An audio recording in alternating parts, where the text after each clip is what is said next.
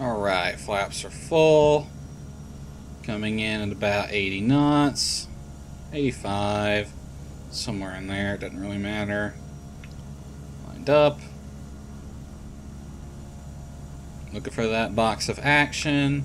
Looks to be the 500 footers.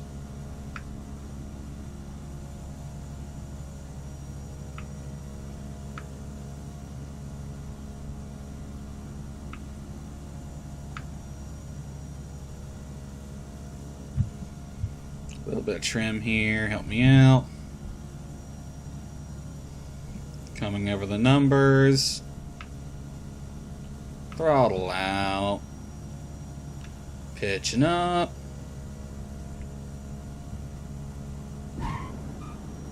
Touchdown. Beta range. Light on the brakes.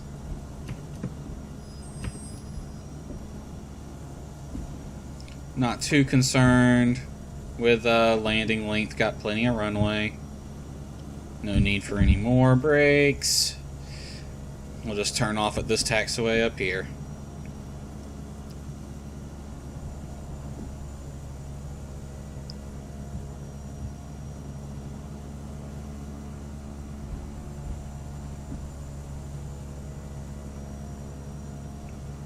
Alright, turning off here.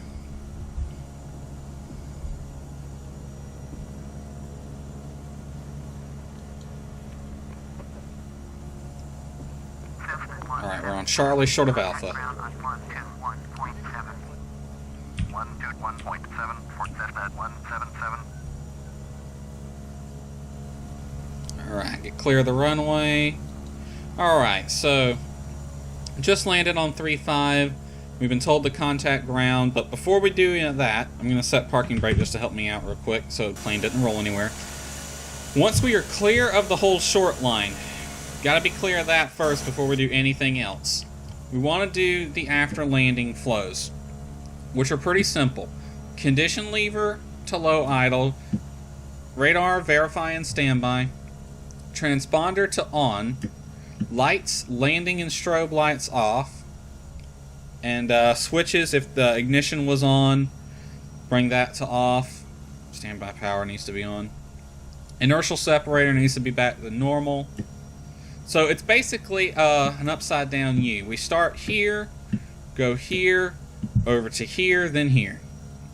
And that is our after landing flows. This should probably already be off from our landing checklist, but just in case it's not, go over. And one switch I forgot is here. So again, condition lever, low idle, transponder to on, not standby, on. That is an old procedure. Used to, you'd bring it to standby. The new procedure today is it's on whenever you're on the ground and in altitude prior to takeoff. So transponder to on, from over here, landing strobe lights off, ignition off if need be, pitot heat off if it was on, and inertial separator. Really, inertial separator should be done with the condition lever, so that's part of this one, but that's the normal. And we'll run the after landing checklist. Flaps are up. Forgot about that, sorry. Yeah, flaps up with the condition lever and then the inertial separator. So flaps up, ice protection is off, strobe lights off, landing and taxi lights as required, which would be landing off and taxi on, and fuel, condition lever, in low idle. And that just verifies that you got the flow items down. Now, I'm going to tune ground 121.7. I'll use, yeah, we'll go ahead and use COM 1, why not?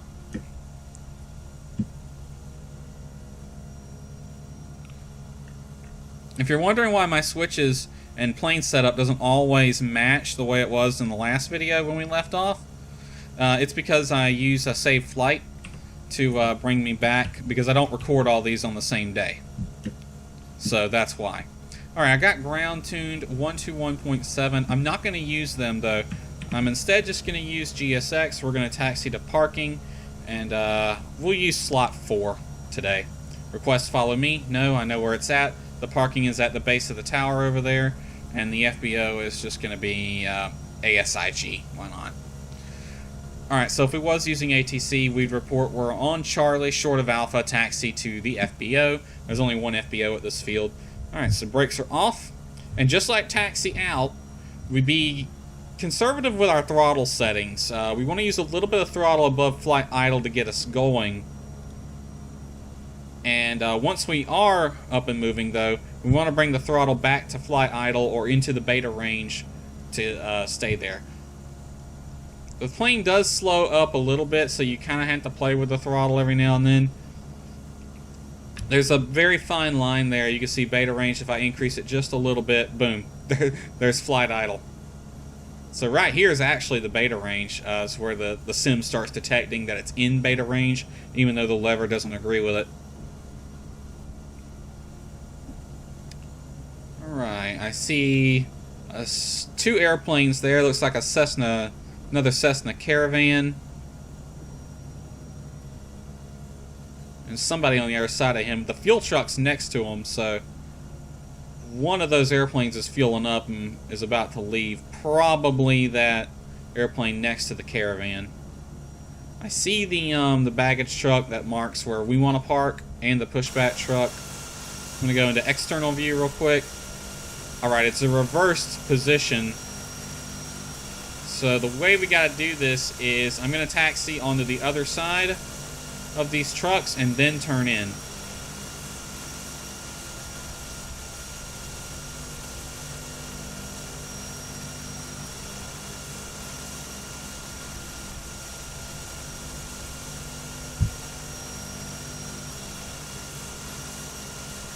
Alright, yeah, he's freaking out, but I'm going to taxi onto this side of him.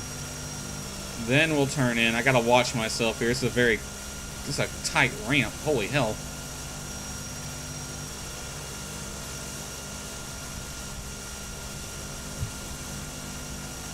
Do not have a lot of room here.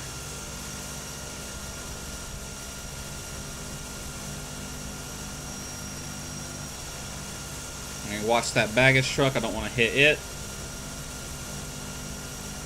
We'll go ahead and turn in.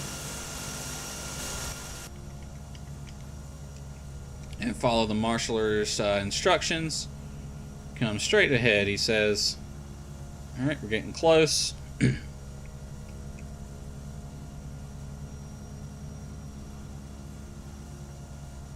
Inching it forward. There we go. Right there. Alright, now for the shutdown checklist, I set my parking brake. Shutdown, we're going to follow the checklist. The following items are flows, basically. So parking brake, set avionics, off. Standby power, off. Fuel boost pump, off. Bleed air, ventilation, and air conditioner, that red switch right there. That should be off. We almost never touched that, though, so it's probably already off. Inverter, not modeled, but that should be off as well. Power lever is idle. ITT, minimum temperature for 1 minute. So that is the marker here to start doing the checklist. So again, shutdown checklist. Flow is parking brake, avionics, standby power, fuel boost pump, bleed air, throttle. Now we want to maintain minimum ITT for 1 minute. So we just want to look at the ITT gauge as we do that. And once it hits the bottom of the wherever it's going to land, it's going to settle in a spot at some point, but when it stops moving down, we sit there for 1 minute. We've probably already done that, so let's go ahead and finish off the checklist. Propeller, feather, bring this all the way back, and then hit Control F2, bring it into the full feather range. Propeller is feathered, fuel condition lever cut off. Now that needs to be back to back, so that's part of the flow too. So ITT low for 1 minute, prop feather, once it's all the way back, condition lever off. The engine starts shutting off. Now notice the prop will stop spinning pretty quickly when that thing's in feather. Once fuel condition lever is cut off, verify oxygen is off. We probably already turned it off though. He bows to us because we're so awesome. Lights off. Once the prop has stopped spinning, we can flip the beacon light off. Alright, lights off, battery off, so generator's off and battery's off. Generator comes off with the battery just before you flip the battery.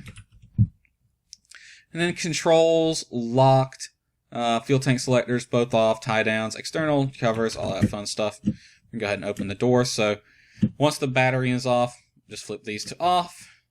And we'll come out here and just get the aircraft set up for whatever we're going to do on the ground. If we're going to redo the payload, fly another flight, refuel, whatever we're going to do. In this case, let me see here. I got about 72% fuel. We took off with 100%, so we burned about 15% there.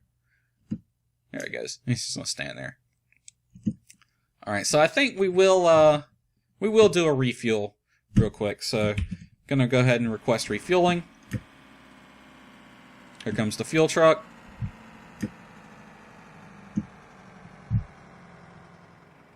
It didn't take him long to get there.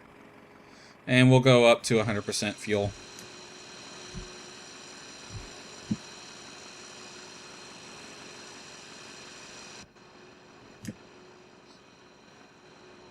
Cool. Alright, he's fueling us up. Alright, and that was the taxi in and shutdown. Alright, he's done filling us up. So that was taxi in and shutdown, and that completes the normal flight videos for the Cessna Caravan. From here on out, we'll be doing things like abnormal stuff. We'll do some flight planning, and hope to see you for the rest of the videos. So hope you enjoyed it, and we will see you next time. Take care, everyone.